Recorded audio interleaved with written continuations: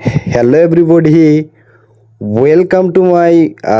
YouTube channel once again English Institute by Salman sir. আমি part 1 এ letter to গটৰ already upload কৰিছোঁ আৰু তাত এ লেটাৰ টু গটৰ যিটো অথৰ আছে জিএল ফুইণ্টেছৰ বিষয়ে আৰু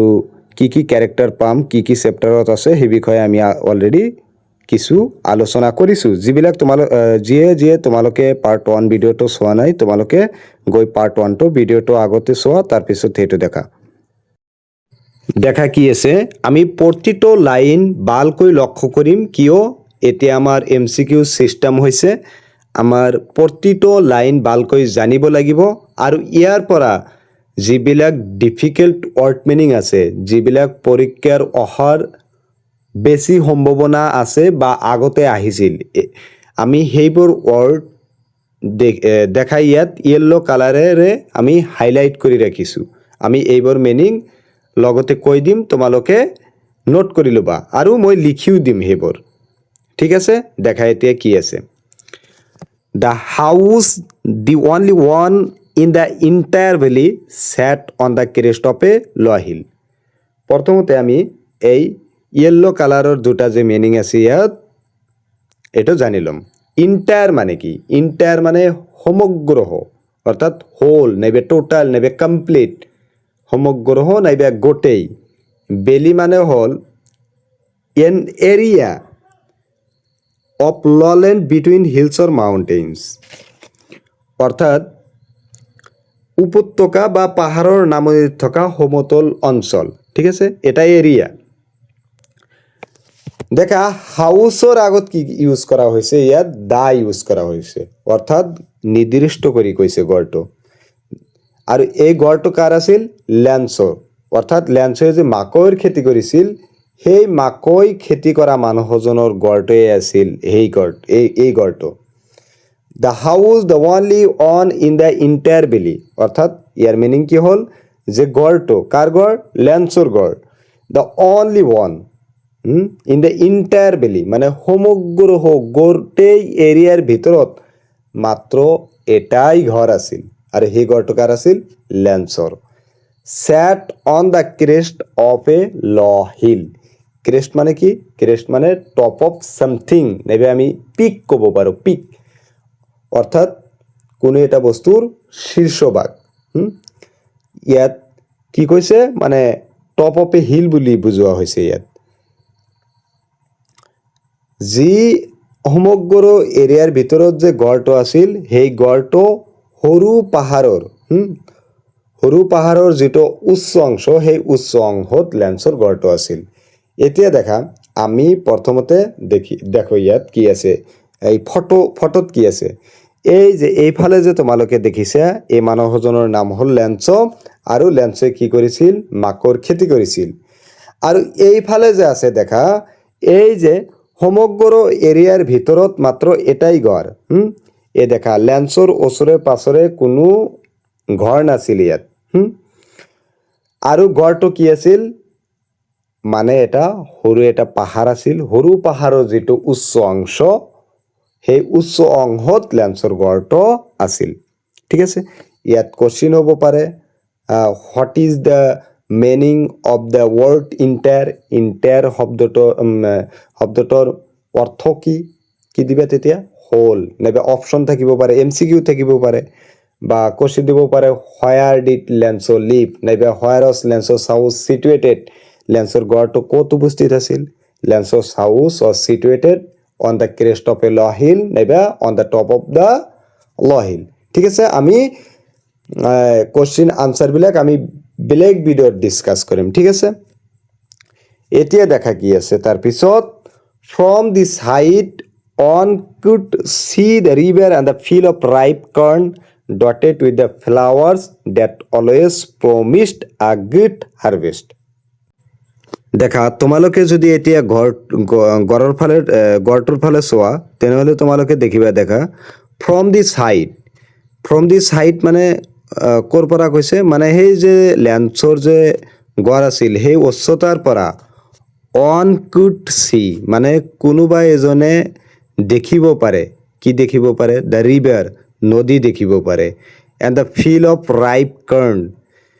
and the field of ripe corn ripe মানে পকা কৰ্ণ মানে মাকৈ মাকৰ যে পকা মাকৰ খেতি দেখিব পাৰিছিল dotted with the flowers that always promised a great harvest আৰু লগতে কি দেখিব পাৰিছিল এই যে ফুলেৰে যিবিলাক পৰিপূৰ্ণ হৈ আছে সেইবোৰ দেখিব পাৰিছিল যিয়ে সদায় এক ভাল ফচল দিব বুলি প্ৰতিশ্ৰুতি দিছিল অৰ্থাৎ এই উচ্চতাৰ পৰা এই উচ্চতা মানে কি লেন্সৰ ঘৰৰ পৰা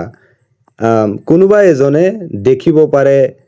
কি দেখিব পাৰে নদীখন আৰু পকা শস্য অৰ্থাৎ মাকৰ পথাৰখন য'ত ফুলবোৰ সিঁচৰিত হৈ আছিল যিয়ে এক ভাল শস্যৰ প্ৰতিশ্ৰুতি দিছিল অৰ্থাৎ যিয়ে সদায় এক ভাল ফচল দিছিল আমি এইখিনি আৰু ভালকৈ তোমালোকক বুজাই দি আছোঁ যে ইয়াত লেন্সৰ এটা ঘৰ আছিল আৰু সমগ্ৰ এৰিয়াৰ ভিতৰত মাত্ৰ এটাই ঘৰ আছিল আৰু সেই ঘৰৰ পৰা কোনোবা এজনে নদী তাৰপিছত পকা মাকৰ খেতি লগতে মানে ফুলবোৰ সিঁচৰিত হৈ থকা যে এক ভাল শস্যৰ প্ৰতিশ্ৰুতি দিছিল সকলোবিলাক বস্তু কোনোবা এজনে সেই লেন্সৰ ঘৰৰ পৰা সহজে প্ৰত্যক্ষ কৰিব পাৰিছিল অৰ্থাৎ দেখিব পাৰিছিল এইখিনি এতিয়া আমি ডিফিকাল্ট মিনিংবিলাক দেখি ল'ম আমাৰ ইয়াৰ পৰা MCQ আহিব পাৰে কোশ্চিন আহিবও পাৰে দেখা প্ৰথম যেটো আছে ইণ্টায়াৰ মানে কি হোল টোটাল নাইবা কমপ্লিট মানে গোটেই নাইবা সম্পূৰ্ণ বেলি মানে an area of lowland between hills or mountains মানে উপত্যকা বা পাহাৰৰ নামনিত থকা সমতল অঞ্চল ক্ৰেষ্ট মানে পিক নাইবা টপ অফ ছামথিং নাইবা ক'ব পাৰোঁ top of a hill top of a lower হিলো থাকিব পাৰে টপ অফ এ হিলো থাকিব পাৰে পৰীক্ষাত এতিয়া দেখা তাৰপিছত কি আছে The only thing the earth needed was a downpour or at least a shower. ইয়াত ডাউনপোৰ মানে কি ডাউনপোৰ মানে হেভি ৰেইন মানে ধাৰাসাৰ বৰষুণ প্ৰচুৰ বৰষুণ The only thing the earth needed was a downpour or at least a shower. shower মানে কিনকিনিয়া বৰষুণ অৰ্থাৎ পৃথিৱীক লগা একমাত্ৰ আৱশ্যকীয় বস্তুটো হৈছে এজাক ধাৰাসাৰ বৃষ্টি নাইবা বৰষুণ নহ'লেও অতি কমেও এজাক সাধাৰণ বৰষুণ অৰ্থাৎ কিনকিনিয়া বৰষুণ মানে লেন্সে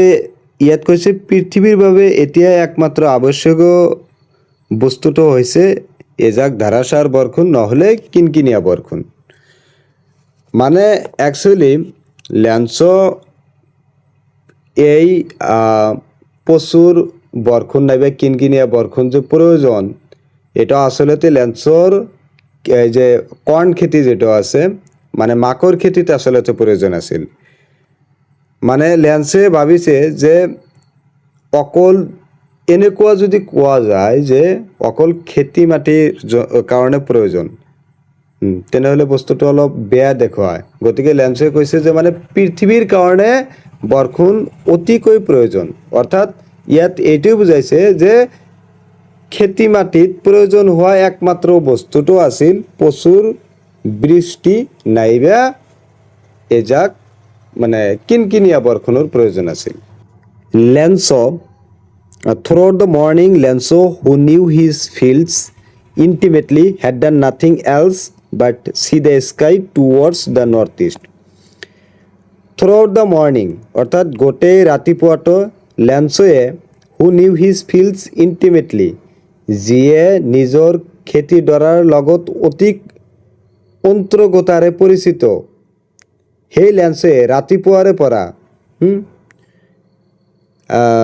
কি কৰি আছিল had done nothing else একো কৰা নাছিল but see the sky towards the northeast মানে ৰাতিপুৱাৰে পৰা উত্তৰ পূব দিশৰ ফালে চাই থকাৰ বাহিৰে আৰু অন্য কোনো কাম কৰা নাছিল মানে Throughout the morning, Lanso, who knew his fields intimately, had done nothing else but see the sky towards the northeast. মানে গোটেই ৰাতিপুৱাটো লেন্সয়ে অৰ্থাৎ যিয়ে খেতিৰ বিষয়ে ভালকৈ জানিছিল মানে লেন্সৰ কেতিয়া খেতিত পানী দিব লাগিব, কেতিয়া পানীৰ প্ৰয়োজন, কেতিয়া সাৰৰ প্ৰয়োজন, সেই যিয়ে ভালকৈ জানিছিল খেতি পথাৰৰ বিষয়ে অৰ্থাৎ লেন্স তাৰ মালিকজনে had done nothing else, একো কৰা নাছিল, but see the sky towards the northeast, অকল উত্তৰ পূব আকাশৰ পিনে চাই থকাৰ বাহিৰে একো কৰা নাছিল। ইয়াত কোশ্চিন হ'ব পাৰে, what did Lanso do throughout the morning? গোটেই ৰাতিপুৱাটো লেন্সে কি কৰি আছিল? আনসাৰ কি লিখিবা যে throughout the morning Lanso did nothing else but see the sky towards the northeast. দেখা এতিয়া আমি ওয়ার্ড মিনিং জানিম। ডাউনপোর শব্দৰ অৰ্থ হ'ল হেভি ৰেইন অৰ্থাৎ ধাৰাসাৰ বৰষুণ, প্ৰচুৰ বৰষুণ। শাৱাৰ মানে মাইল্ড ৰেইন, কিনকিনিয়া বৰষুণ। ইণ্টিমেটলি মানে ক্ল'জলি, ভালদৰে ঘনিষ্ঠভাৱে, অন্তৰংগভাৱে। এতিয়া দেখা আমি নেক্সট পেৰাগ্ৰাফলৈ গুচি যাওঁ। দেখা এতিয়া কি আছে, now we are really going to get some water women, the women who was preparing supper replied yes got willing. দেখা ইয়াত উমেন যিটো ৱৰ্ড ইউজ কৰা হৈছে, এই উমেনটো একচুৱেলি লেন্সৰ ৱাইফৰ কথা কোৱা হৈছে। ইয়াতেও কোশ্চিন হ'ব পাৰে, who is the women mentioned in the story a letter to God. A letter to গডত উমেন বুলি কাক উল্লেখ কৰা হৈছে? কি লিখিবা? Lencho's wife. দেখাম লেন্সৰ ৱাইফে যেতিয়া কি কৰি আছিল? চাপাৰ বনাই আছিল। চাপাৰ মানে কি? The last meal of the day, অথবা আমি ক'ব পাৰোঁ ইভিনিং মেল, সন্ধিয়াৰ আহাৰ বা দিনটোৰ শেষ আহাৰ। অৰ্থাৎ আমি ডিনাৰ ক'ব পাৰোঁ। ডিনাৰৰ কাৰণে যিটো আগতেই বনোৱা হয়, বনাই ৰাতিত খাব, সেইটোক কি কয়? চাপাৰ বুলি কয়। মানে দুপৰীয়াৰ আহাৰ, কিন্তু এইটোৱে ডিনাৰ হিচাপে ব্যৱহাৰ কৰিব, সেইকাৰণে এইটোক চাপাৰ বুলি কোৱা হয়। যিখিনি নহওক কিয়, দেখা now we are really going to get sum water women. এতিয়া লেন্সে তাৰ ৱাইফক কৈ আছে, হেৰা মানুহজনী, তুমি শুনিছা, আমি এতিয়া সঁচাকৈয়ে কিছু পানী পাবলৈ গৈ আছোঁ, বা আমি এতিয়া সঁচাকৈয়ে কিছু পানী লাভ কৰিম। কিছু পানী মানে কিহৰ কথা কৈছে? বৰষুণৰ কথা কৈছে। অৰ্থাৎ লেন্সে যে উত্তৰ পূব আকাশত কিবা কিবি দেখিছে, হয়তো তাত কিবা মেঘ দেখিছে বা বৃষ্টি হোৱাৰ সম্ভাৱনা দেখিছে, গতিকে তেওঁ আগতেই পূৰ্ব অনুমান কৰি কৈছে যে হেৰা তুমি শুনিছা, আমি এতিয়া সঁচাকৈয়ে কিছু পানী লাভ কৰিবলৈ গৈ আছোঁ, অৰ্থাৎ বৰষুণ পাবলৈ গৈ আছোঁ। তেতিয়া লেন্সৰ ৱাইফে কি বনাই আছিল? চাপাৰ বনাই আছিল। এই যে দিনটোৰ শেষ ভাগৰ কাৰণে যিটো আহাৰ বনোৱা হয়, ডিনাৰ বনোৱা হয়, সেই দুপৰীয়াৰ অন্তিম আহাৰ প্ৰস্তুত কৰি থকা মহিলাগৰাকীয়ে উত্তৰ দিছিল, হয়, ভগৱানৰ ইচ্ছা, যদি ভগৱানে সঁচাকৈয়ে দিয়ে। The older boys were working in the field while the smaller ones were playing near the house until the woman called to them all come for dinner. অৰ্থাৎ ইয়াৰ মিনিং যে যেতিয়ালৈকে মহিলাগৰাকীয়ে অৰ্থাৎ লেন্সৰ ঘনীয়েকে আহাৰ গ্ৰহণ কৰিবলৈ আহা বুলি মাতা নাছিল, তেতিয়ালৈকে ডাঙৰ ল'ৰাবোৰ মানে লেন্সৰ ডাঙৰ ল'ৰাবোৰে খেতি পথাৰত কাম কৰি আছিল, মানে সেই মাকৰ খেতিত কাম কৰি আছিল, আৰু সৰু ল'ৰাবোৰে ঘৰৰ ওচৰতে খেলি আছিল। তোমালোকে পিকচাৰটো চালে ভালকৈ বুজি পাবা ইয়াত না। দেখা পিকচাৰত লেন্স আছে, লেন্স মানে ৱাইফক কৈ আছে, দেখা আমি কিছু পানী পাবলৈ গৈ আছোঁ। তেতিয়া উমেনজনে চাপাৰ বনাই আছিল আৰু উত্তৰ দিছিল, ভগৱানৰ ইচ্ছা, ঈশ্বৰৰ ইচ্ছা যদি দিয়ে। আৰু দেখা সেইফালে লেন্সৰ ডাঙৰ ল'ৰাবিলাকে কাম কৰি আছে আৰু সৰুবিলাকে খেলা ধূলা কৰি আছে। দেখা তাৰপিছত কি আছে? It was during the meal that just as Lanzo had predicted, big drops of rain began to fall. এতিয়া কি কৈছে দেখা, it was during the meal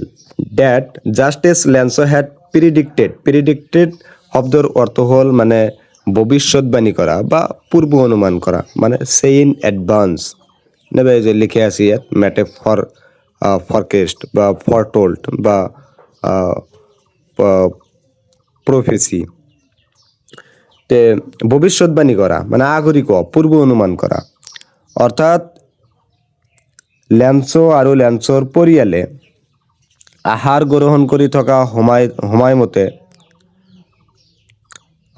লেঞ্চয়ে ভৱিষ্যতবাণী অথবা পূৰ্ব অনুমান কৰাৰ দৰে বৰষুণৰ ডাঙৰ টপালবোৰ পৰিবলৈ ধৰিছিল। যেতিয়া লেঞ্চো আৰু লেঞ্চৰ পৰিয়ালে খাবলৈ ষ্টাৰ্ট কৰিছিল, লেঞ্চে যে এই যে আগতে ভৱিষ্যতবাণী কৰিছিল যে আমি উত্তৰ পূব আকাশৰ পৰা পানী পাবলৈ গৈ আছোঁ, বৰষুণ পাবলৈ গৈ আছোঁ, ঠিক তেনেদৰে বৰষুণৰ ডাঙৰ ডাঙৰ যে টপাল আছে, টপাল পৰিবলৈ ষ্টাৰ্ট কৰিলে। In the north east huge mountains of clouds could be seen approaching. The air was fresh and sweet. আৰু উত্তৰ পূব আকাশত উত্তৰ পূব দিশৰ পৰা প্ৰকাণ্ড মেঘৰ পাহাৰবোৰ ওচৰ চাপি অহা দেখা গৈছিল। এপ্ৰচিং মানে চাপি অহা, আৰু বায়ুজাক সতেজ আৰু সমুদূৰ আছিল। এতিয়া দেখা কি আছে, the man went out for no other reason than to have the pleasure of feeling the rain on his body. And when he returned, he exclaimed, "These aren't raindrops falling from the sky, they are new coins. The big drops are 10-cent pieces and the little ones are 5s." ইয়াত দা man বুলি লেঞ্চক বুজোৱা হৈছে। যে যেতিয়া মানে lens আৰু লেঞ্চৰ পৰিয়ালে আহাৰ গ্ৰহণ কৰিবলৈ ষ্টাৰ্ট কৰিছিল, তেতিয়া কি কৰিল, এই বৰষুণজাক যে আহিল, এতিয়া লেঞ্চৰ মনত বহুত ফূৰ্তি, গতিকে লেঞ্চে কি হৈছে, সেই বৰষুণত ওলাই গৈছে। ফৰ নো আদাৰ ৰিজন, ইমান কাৰণ নাছিল ওলাই যোৱাৰ, then to have the pleasure of feeling the rain on his body. এটাই কাৰণ আছিল যে বহুদিন পিছত এই যে লেঞ্চৰ মনৰ যিটো অনুভৱ, বহুদিন পিছত কি আহিছে, বৰষুণ আহিছে, গতিকে লেঞ্চে জাষ্ট তেওঁৰ বডিত শৰীৰত যে সেই মানে বৰষুণ পৰিব সেইটোৰ আনন্দ অনুভৱ কৰাৰ কাৰণেহে ওলাই গৈছিল, বেলেগ একো কাম নাছিল। আৰু যেতিয়া তেওঁ উভতি আহি তেতিয়া লেঞ্চৰ গণীয়কক, ডাঙৰ ল'ৰাবোৰক, সৰু ল'ৰাবোৰক আৱেগিকভাৱে কৈ উঠিছিল যে this aren't raindrops falling from the sky, যে এইবোৰ আকাশৰ পৰা বৰষুণৰ টপাল পৰি থকা নাই। এইবোৰ মানে এই যে এই বৰষুণ যে বিলাক পৰি আছে, সেইবোৰ কি আকাশৰ পৰা বৰষুণৰ টপাল পৰি থকা নাই। তেনেহ'লে এইবোৰ কি, দে আৰ নিউ কইন্স, এইবোৰ হ'ল নতুন মুদ্ৰা, এইবোৰ নতুন মুদ্ৰা পৰি আছে। লেঞ্চই এইটো কিয় ক'ল, কাৰণ লেঞ্চে জানিছিল যে অলমষ্ট লেঞ্চৰ খেতিডৰা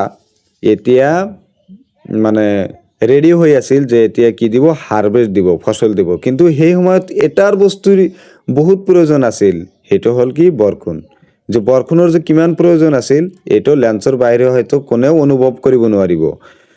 মাত্ৰ এটা বস্তু হ'লেই লেঞ্চৰ খেতিডৰা বহুত ভাল হয়, মাকৈ খেতিডৰা বহুত ভাল হ'ব, ফচল দিব, আৰু সেইটো আছিল কি, বৰষুণ। আৰু অৱশেষত বৰষুণ যেতিয়া আহিলে, তেতিয়া লেঞ্চৰ মনত ফূৰ্তি হ'বনে নাই? গতিকে লেঞ্চে ফূৰ্তিত কৈ আছে যে আকাশৰ পৰা যে এইবোৰ বৰষুণৰ টপাল পৰি আছে, সেইবোৰ অকল টপাল পৰা নাই, সেইবোৰ হ'ল নতুন নতুন মুদ্ৰা পৰি আছে। কাৰণ লেঞ্চে জানিছিল যে এই ফচল ভাল হ'লে আমি এই ফচল মাকৈ খেতিৰ পৰা আমি কি পাম, ফচল পাম, আৰু এই ফচল আমি যেতিয়া মাৰ্কেটত বিক্ৰী কৰিম, তেতিয়া আমি কি পাম, টকা পাম। আল্টিমেটলি তো টকাই পাব গতিকে কৈছে যে এই আকাশৰ পৰা সেইবোৰ বৰষুণৰ টপাল পৰি থকা নাই সেইবোৰ হ'ল নতুন নতুন মুদ্ৰা পৰি আছে বুজি পাইছা আৰু কি কৈছে যে the big drops are 10 cent pieces and the little ones are 5 অৰ্থাৎ এই বৰষুণবিলাক যে পৰি আছে ইয়াৰ ভিতৰত যিবিলাক ডাঙৰ ডাঙৰ টপাল পৰি আছে সেইবোৰ 10 cent pieces বুলি কৈছে 10 cent মানে স্মল ইউনিট আৰু কি তাৰ আমি যেনেকৈ আমাৰ ইণ্ডিয়াত কি কওঁ যিবিলাক ডাঙৰ একক থাকে বিগ ইউনিট সেইবোৰক আমি টকা বুলি কওঁ আৰু যিবিলাক মানে স্মল ইউনিট থাকে সেইবোৰক আমি পইচা বুলি কওঁ ঠিক তেনেদৰে আমাৰ যেহেতু এইটো গল্প লেটিন আমেৰিকাৰ যে লেটিন আমেৰিকাৰ যিবিলাক কাউণ্ট্ৰি আছিল বেছিভাগ কাউণ্ট্ৰিত সকলো কাউণ্ট্ৰিত নহয় বেছিভাগ কাউণ্ট্ৰিক এই চেণ্টক মানে স্মল ইউনিট হিচাপে ব্যৱহাৰ কৰিছে আৰু এটা পাম পেছো যেটো বিগ ইউনিট বুলি